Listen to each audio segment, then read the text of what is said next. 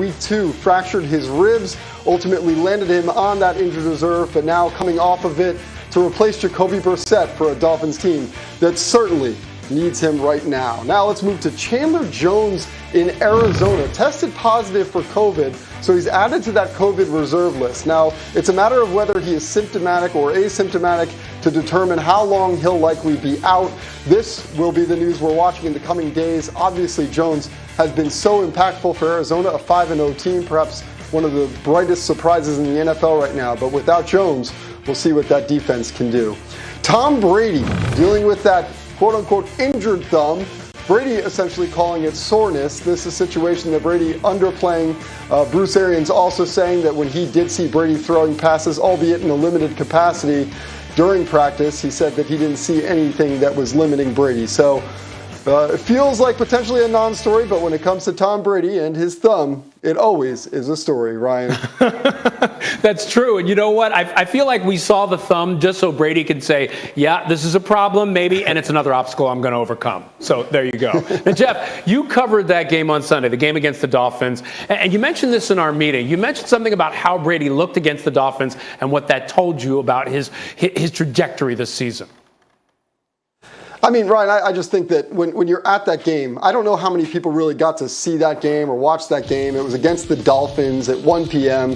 You know, it wasn't the primetime affair that was a week ago in New England. But Brady was absolutely surgical. We talked about the injured thumb. He threw 3 touchdowns after he actually injured his thumb. But it was just the way that he did everything he wanted, whenever he wanted, whether it was, I'm going to throw a deep ball right now, or you know what, I need a methodical 7-minute drive for a touchdown. We'll go ahead and do that now.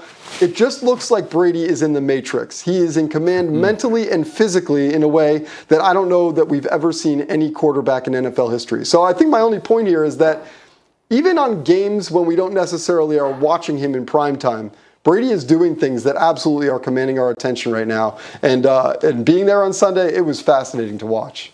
Wow. You just look at those highlights, and it almost looks like a spring practice from college where guys are just tossing the ball around, making catches. Nick, totally. Are they asking too much of Brady at 44? I mean, maybe he was in the Matrix on Sunday, but he wasn't Neo for that Sunday night game against the Patriots. So, he's not completely perfect. And I do think they're asking too much of him. He's not an eternal. He's not a superhero. As impressive as he has been, I understand that betting against Tom Brady will have you looking embarrassed at some point. But I'm going to go with the fact that he is 44. And they have him throwing the ball 10 more times a game than he ever has in his career. They're asking a lot of him. And yes, he's going to put up big numbers right now, but by the time we get to the end of the season, and we saw it last year, he wasn't playing his best football in the playoffs. By the time we get to the end of the season, I suspect that there will be some deterioration on Tom Brady's performance. He will no longer be in the Matrix at that point, which doesn't mean they can't have success. They did it last year when he was playing poorly in the playoffs. The biggest plays in all their playoff games up until the Super Bowl were defensive plays. So he can still be good, but let's cool it. I don't think Tom Brady's about to win an MVP or break his own personal records that he set back with Randy Moss. Oh, go ahead, Nico, jump in. What a hater. Oh, well, Jeff, go ahead, Nico. What do you think? If he keeps throwing 5 touchdown passes a week, he's definitely going to be in the mix for MVP. But, you know, let's talk about his thumb. One time, years ago, he tore this right here, the webbing in between your index finger and your thumb, and he had stitches there. Imagine trying to grip a football when this has stitches through it. So I'm not worried about a little sprain on his thumb. But I would say, as far as him throwing the football more this year, yeah, there's maybe a little concern for that. But I would think back to any player at the end of their career. I don't care who it is. Even think back to this weekend, the great Wilder-Fury fight. Everyone kept talking about going out on your shield, right? Going out on your shield or going out your own way.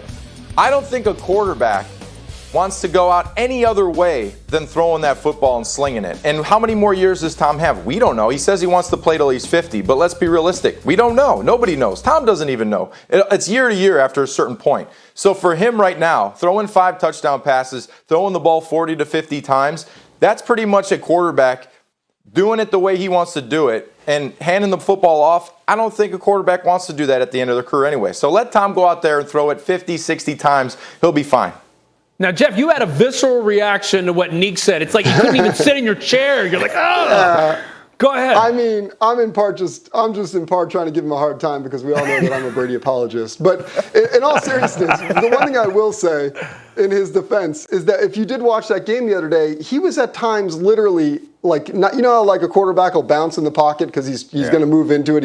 He's running out of time. He was literally standing still at times. That offensive line was providing him incredible protection, which I think could go a long way to Nick's point about whether he can be durable. The other thing, Leonard Fournette appears to be becoming the running back that the Jaguars drafted with their first-round pick several years ago. This guy looks like a true first-round pick when it comes to running back. I think that could go a long way for this Bucs team as they try to endure the tough stretch of the season. To Nick's point, can I talk?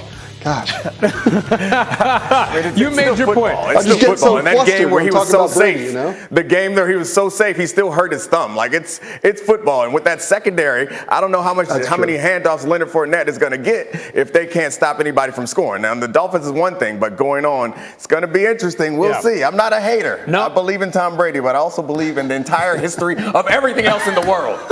And he defies that. 25. See, they got everything. They got their problems, but Tom Brady is the one guy who can defy history. Guys, thanks so much. Let's turn to the NBA, shall we? Because the Nets, they announced yesterday that Kyrie Irving can't practice or play games of that. But let's talk football. The Stars aligning for the 4-1 Cowboys. And let me tell you, the offense is humming right along. They've scored 170 points this season. Their most through 5 games since 2007. And Dak, well, he's picked up right where he left off last year. The run game as well, surging. Dallas leads the NFL in rush yards and yards per rush during their 4-game win streak. But here's the thing. The biggest surprise is on D. The Cowboys are the only team that ranks in the top 7 in offense and defensive efficiency this year. Corner Trayvon Diggs has 6 interceptions. Now, you talk about a team that's just really killing it. According to our Football Power Index, they are only 2 games that the Cowboys are not favored in the rest of the season.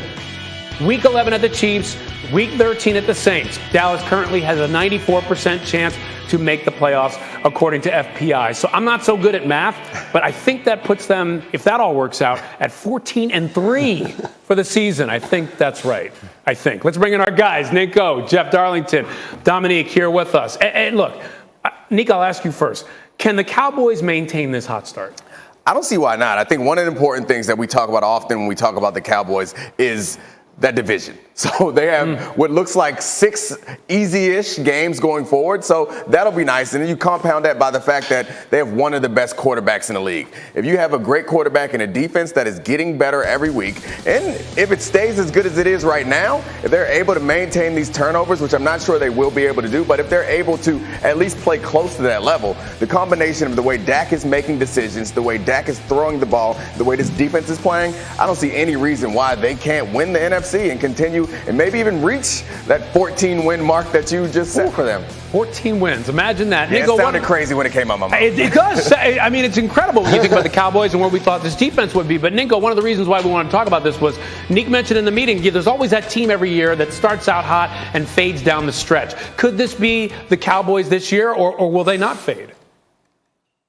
I just want to clarify the Nink and Ninko thing. Sometimes I'm listening. It's confusing. Whoa. Yeah, this is tough. That's for you, right Nico. here. You're right. I gotta work on my vowels. I mean, we look alike, too. I can see how people get us confused. I do not think that they're going to slow down. And you look at, they're on pace to have a quarterback to throw for over 4,500 yards. They're on pace to have 2 running backs run for over 1,000 yards. And they're on pace to have 2 receivers receive for over 1,000 yards. And they have a defense that's clicking right now. So I don't think that I see them slowing down because we all know that this league starts and ends with the quarterback. I do not see Dak slowing down. And the quarterback has been dealing. So Jeff Darlington, I think he can hear me. We know Jeff Darlington. Jeff, are the Cowboys Super Bowl contenders? Absolutely. I mean, there's no reason to think otherwise right now because, like you said, it's not that this team, it feels like just a hot start where they'll start to fade. This feels like one of the more consistently capable teams in the NFL right now. I would put them right up there with a lot of these other teams, especially in the NFC. Now, do they have a ways to go before they are truly a Super Bowl contender? Yeah, but so does every other team in the NFL. The one thing that I go back to, though, is, I felt like I said this during the preseason too. Dak Prescott not only helps the offense with his return, but also the defense. He's one of the best in the NFL at sustaining drives, keeping the offense on the field. And him doing that allows the defense to get the rest that they need so that they're in the best situation to succeed as well. Dak Prescott changes everything for the Dallas Cowboys.